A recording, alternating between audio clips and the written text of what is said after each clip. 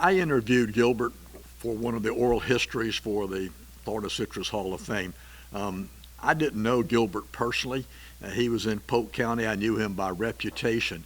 But I can tell you a couple of the stories that I remember from the interview. And the first thing is that if you're a cash fruit buyer, a bird dogger, you have to have a impeccable reputation and extremely honest if you're going to stay in business for any length of time. And I know that in order for Gilbert to buy all the crops that he did and have the following that he did, he had to be a man of impeccable integrity. So, and he told me that he just kind of fell into the business of being a cash fruit buyer. That I think he and his brother started, and one thing led to another, and he had a couple of growers that allowed him to harvest their crop and pay him a little later, so he kind of got a good start.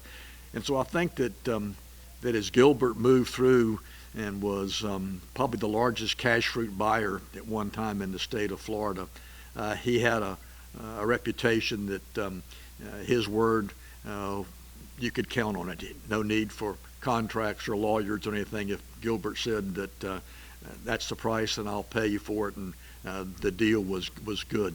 So, and then we got to talking about how times have changed, and now people wanted contracts that had to be reviewed by their attorney and my attorney, and then to get money from a bank you have to go to Baltimore or Chicago or someplace to get approval.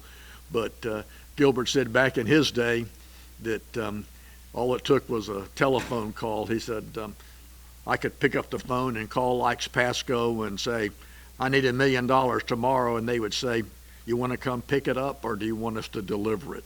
And there were no banks to go through, no lawyers, no contracts, no anything else. And so, that's the kind of way Gilbert operated. And I believe that Gilbert was involved in so many things in the community that you don't know about.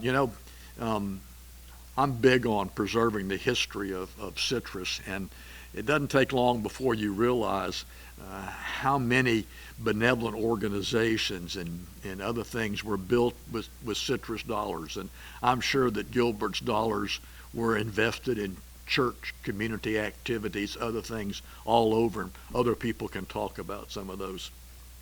And then the last comment that I wanted to make about Gilbert is sometimes our tentacles have unusual reaches and everything else. And we had a old folks gathering at Lake Alfred a while back, and Tom Thayer was there, and we were asking to tell some stories, and Tom said, well, he said, you might be interested in how micro sprinklers came to Florida. He said there was a meeting in South Africa for citrus nurserymen, and Tom wanted to go but didn't know whether he really could afford to go, and Gilbert said, Tom, you got to go. Said, I'll help you out.